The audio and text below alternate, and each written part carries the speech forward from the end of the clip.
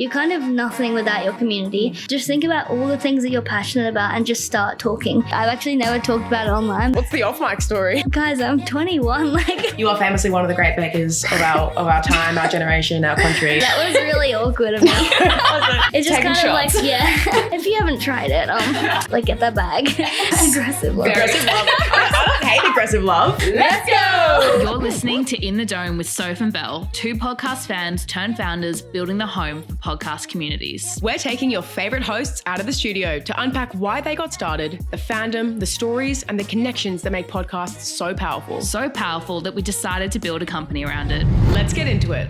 Before we get started, we wanted to say a huge thank you to all the Domies for getting behind our pod. Really appreciate all the love. If you are a podcast fanatic like us, be sure to jump on our waitlist at homeofdome.com. We've got big things coming and you don't want to miss it. Today, we are in the Dome with Ebony May. Welcome, Ebony. Thank you. It's so good to be here. We are so excited to have you here, Ebony. Ebony, for those of you who aren't aware, is a brilliant content creator. She's a business owner and, of course, the co-host of Are You OK Pod alongside May. Belle, what are we going to be hearing about today with Ebony? We cover Ebony's amazing content creation journey and all the many hats that she wears. We go behind the scenes of the Are You OK podcast, co-hosted with May, and plenty of lessons on community building as well and what it takes to build that connection with your audience. We are thinking of you, May. We wish you were here, but of course... She's studying abroad in the Philippines at the moment, so she's literally out of the country. We are here in arm's length, a beautiful cocktail bar in Sydney's Potts Point, and Ebony hadn't heard of it before because you've come up from Canberra. Yeah, I've caught the bus this morning. What that tells me is that we need to come back here at one point with May when she's back in Sydney. That'd be so cute. Now, I think it's only right that we start this episode with a weekly recommendation for our listeners because I know that's the tradition that you have on Are You OK? It sure is. So what should the Domies be doing this week, Ebony? So recently I've been going on like sunset walks. It's like connecting me to my study abroad trip because I'd always go and look at the sunset. I kind of like have a meeting with myself, talk to my notes app and things like that and figure things out in my head. I feel like it really resets everything. I love that recommendation. I imagine that you in a normal day would need to be doing a lot of maybe meetings with yourself because as we sort of said at the front of the episode, you've got so many hats and you do so many different things. It's hard to keep track sometimes. I feel like you've got the travel bug. I literally do. Yeah, it's bad. I'm always on Skyscanner. Tell us a little bit about Are You OK? And how's it going? Because it's only been a couple of months now. You guys have really found your footing. So we just started Are You OK about 2 months ago. It's been a long time coming though. We've just been a little bit nervous to start it because we don't really know what we're doing in this space. It's a learning journey for us. We wanted to create a podcast where we can talk on things like mental health, also our passions, entrepreneurship, and just create a safe space for listeners the same age group as us. It's going really well and we're really, really enjoying it. Every single episode we learn something new. That very first time you and May sat down in front of the mics, that must have been a really special moment. Like, take us back there. Tell us about that. It was really cool because we're like, oh my gosh, we're actually doing this. We did a few trial episodes first. I'd love to hear a little bit more about your listeners. Are they bakers like you or business owners? Like, who's tuning in each week? There's people from all around the world, which we're so, so grateful for. Our listeners are mostly uni students, actually, and also like high school students. We get to be like this kind of role model in the community for them, almost their big sister. Oh, you're a big sister, is May a big sister? Yeah, we're both. Okay, so you've got all the experience. Belle's can speak to it very well. Eldest daughter is a whole other thing. Yeah, we just did a whole episode on that. We actually just recorded it yesterday. Oh, no way. It's going to be really good. You have so many young women, potentially high school women, like you say, looking up to you, engaging with your TikTok, with the podcast, because you already have such a large following in your own social media account. Was there any particular moment or message that you've received that really resonated with you? Someone did comment recently on my TikTok and was like, I listened to your podcast today and it's like my comfort podcast. And that made me so happy because that's the exact kind of space that we're trying to emulate. And I get people coming up to me every now and then saying like, oh, I follow you on TikTok and now I want to start my business or I want to go and travel the world. And that just like means everything to me. It's like why I do what I do. I absolutely love that. I think it's such an incredible way for you to connect with your listeners and share your story and inspire that in other people as well. I'd love to understand that moment where you turn to May and you go, let's start a podcast. I think so many of us can relate to that moment. I think a lot of Domies can out there as well. I actually remember it quite distinctly. May was living in Sydney and I would always come up from Canberra. We were on the train and it was a 4-hour train. You know, it's quite long, quite boring, but we literally just sat on there and we talked the whole entire way. Everyone around us was just like snoozing and we were just like yapping like blah, blah, blah. So we're like, wait, maybe we should start a podcast. The thing about us is when we say something, we're going to do it. We're like, oh, what should we call it? May actually studies psychology. I have a cake business, thinking about like, are you okay? And then I was like, wait, are you okay? I can't believe it's like now an actual podcast. You're so right that so many people have had the moment, oh my God, we should start a podcast. Wouldn't this be so funny? But to actually do it is a very different ballgame. And I think that's something that you, from what I've seen, are quite good at. Like you are a doer. I'm interested because you do a few different things. And we were speaking about it before. You have a lot of different side quests, side hobbies. We've got tap dance, we've got singing, we've got baking, and you're still studying as well. Yeah, I am. From high school, from what I understand, you weren't just doing a typical high school experience of studying, going home, all those things. Yeah. You were already doing the TikTok. You were already doing the baking. Did you own the business at that point as well? Yeah, I started at 15 years old. I mean, that's incredible. Like how many 15-year-olds are juggling social media, business, studying, and also to understand the power of content at that early age as well is really impressive. Yeah, that's when I started getting into content a lot because I was like, I have this good product and I know it's good. Like I'd practice in the school holidays, like making cakes and giving them to my family, like try this. And I'm like, I know it's good. Yeah. And that's how I really got into marketing. How have you noticed using your voice evolving into the podcast? What has that sort of journey looked like for you? I've always been kind of a little bit shy. Ever since starting my TikTok, that's given me kind of this avenue to really express myself in a safe space, which I really love. I think I was always that kind of kid who was told, oh, you need to speak up more, like speak up more in class, blah, blah. She's like a good student, but she needs to speak up, all that. I've been trying to really work on that because I'm passionate about so many different things ever since starting my business and then also working on TikTok and doing content creating and now the podcast. It's been an evolution. I think I'm way more confident now. Speaking on a podcast is so different as well. May and I have really had to learn how to speak in an engaging way on a podcast and tell a story. It's been really fun to have that long form kind of content as well. On TikTok, you can only say so much. Well, there's obviously huge differences in short form content that you're so used to and then moving to long form. But at the same time, you are used to creating content. Yeah. How is it going from, solo content creation, very much having your rhythm to then being part of a voice with someone else? May is amazing. She's so confident and she's really well spoken. She has like a bit of experience in like networking and public speaking and things like that. We also did a lot of that at school. We went to a Steiner school. I think we gained a lot of confidence to be able to talk about the things that we love. May and I are always on the same page. So to be able to collaborate has been really fun. I really love how we've spoken a lot about confidence and I think there's so many takeaways and lessons there. Have you got any advice for the listeners out there? Having a passion is really, really important because then you can easily talk about that like so confidently. Say if you're getting into content and you're trying to find your niche, what you want to talk about, just think about all the things that you're passionate about and just start talking. Your passion will shine through with what you're saying. You can instantly tell when someone's passionate about what they're talking about. Absolutely. It really shows through to content and podcasting as well. And social media is such a powerful tool that everyone can really have that platform and find their voice through that medium. Yeah. Any things that you think are commonly misconceived about you? What do I, as an audience member, get wrong about Ebony May? People always think I'm way younger than I actually am. I think that's probably my biggest misconception. When I was traveling, actually, people were like, oh, how is she going to like travel by herself? She's probably going to get like her bag stolen, just like stuff like that. Last night, I made a bloopers reel of me cooking. I think I said like a swear word or something and someone's like, oh my God, I've never heard you swear. Guys, I'm 21. Like, yeah. It's just kind shots. of like, yeah.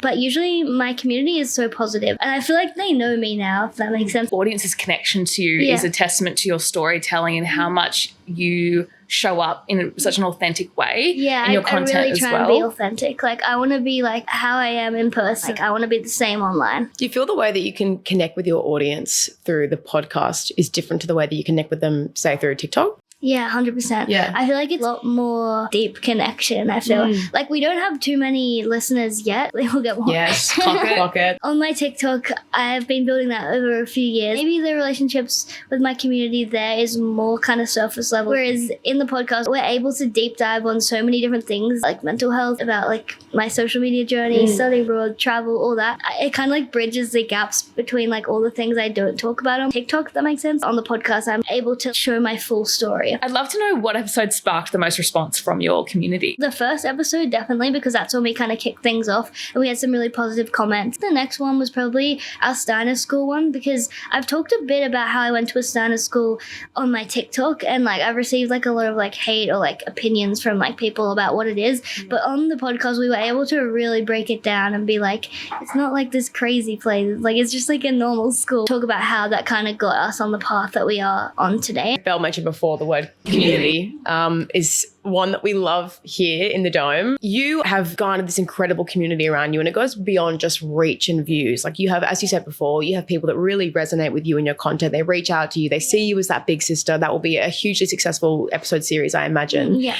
What tips do you have for people out there that are trying to build their communities or are just starting out? Because I think whether it's content creation, whether it's business ownership, community is the key 100%. to success. Yeah. And you've done that really well, I feel. So what can you say to the people out there doing the same? Since starting my business, since starting content creating and now the podcast, I think I've really learned on value of a community, because you're kind of nothing without your community. Like I said before, having things that you're really passionate about is very important. Also, being able to network and things. May is really good at networking. Like, she will like go up to someone at her uni and be like, oh, can I learn this from you or stuff like that. Like, she's really good at that. Reaching out to people as well. People who are doing things that you maybe want to do. Get a mentor, things like that. I've learned so many things from other business owners, and it's really important to have that network as well. Especially as a young person, not too many people have a business at a young age. So it's really cool to speak to other young business owners, and also very inspiring. And once you have the community, make sure you're engaging with the community. Sometimes you can see influencers who, I don't know, they get a bit of hate because they seem like they're not very engaged with their community, or like they don't like care about them, or like they come across that way. So you want to make sure you're responding to comments and responding to DMs, doing little polls. In the future, we'd love to do like podcast events and really engage with our community. I was actually thinking about when I was listening to your podcast on the way here about Jemma and how she had her little dinners, and like she did the America tour as well, which is so inspiring. Gemma's a really good example as well of someone that's doing that community building so well. Is there anyone, whether it's content creators or podcasts, that you think are doing that community building really well and have really garnered that following and it's a real family? Australian businesses on TikTok are really popping off, like Remy by Riley, Jazz Handmade. Like, they're doing an amazing job. They're kind of showing up as themselves in the business. They're creating community around that, having those relatable kind of characters, I guess, that work for them, and showing their personality through TikTok as well really creates that community aspect. Also, Sophie, I think she's doing an amazing job, especially with hiring Bailey. He's so funny. Yeah. Another one comes to mind is Brittany Saunders. Oh, I love her. Yeah. And Fake the Label. I think they do an incredible job as well. Brady Drake as well, with her pajama business. I met her at the TikTok Awards last year. She's so lovely. God. Are you a part of any communities, online, offline? Offline, I do dancing and like musical theatre and singing and things like that, and that's a whole community in itself. On TikTok, other people who are content creators, I feel like we're like co-workers almost, and it feels really nice to kind of like support them. Every time I see one of my content creator friends get a brand deal and it's like really aligned, I'm like, oh my God, like go off, like get that bag. We don't get the creative fund on TikTok, so this is like the income. It's really cool when I'm able to like go to events and things like that for TikTok. I feel so inspired every time. Like, I went to the TikTok Awards last year and I was just like looking around the room and I was like, everyone here is just like so creative in their own way. I feel like I'm repping TikTok right now. I don't know why. To buy. If you haven't tried it, I recommend. Let's run back to May for a second. And we miss her very much right now. I know in our call before May, she's hilarious. She's and I so know that funny. she would love to be here and she would be having a great crack right now. 100%. To watch you guys play off each other, your dynamic is so interesting, and you can really tell that you have that history as high school best friends. To translate a friendship as to podcast co-host, like, thank God for Belle and I, we have no friendship, so it makes it really easy. Really interesting, and I think that's why you guys have that great chemistry, because you have that history. Tell me a little bit about when you guys get on the mic. What is that dynamic? What are the roles that you both play? Try and do everything pretty evenly. I feel like May comes up with really, really good questions. Just for a bit of context as well, the structure of your podcast is really interesting. Yeah. So you have themed sort of episodes. Yeah. So you've got your shared episode that you both get on the mic and you have that discussion. Yeah. And then you've got your solo ep, and then May has her solo ep. I'd love to hear how you sort of got to that process and what made you decide to run with that structure? It actually started when we were thinking about doing the podcast, and I had a massive cooking day and I was like, I really want to do the podcast, but like I'm so busy. How do I fit it in with everything? And then it just came to me. I was like, we could actually make this work if we do like a duo episode one week and then a solo episode the next week. And it's been working really, really well. May and I have different interests. Obviously, we're different people, so we can add our own spin on things. Like May really broke down the psychology of lifelong learning, which I thought was so interesting. And she talked about having a growth mindset because she's studying psychology. I talked a bit about my study abroad experience, which I just came back from. So that was really cool to add that kind of spin on things and talk about our different passions, but also relate to the same subject. I think having two co-hosts, you do get that dual perspective there as well. Yeah.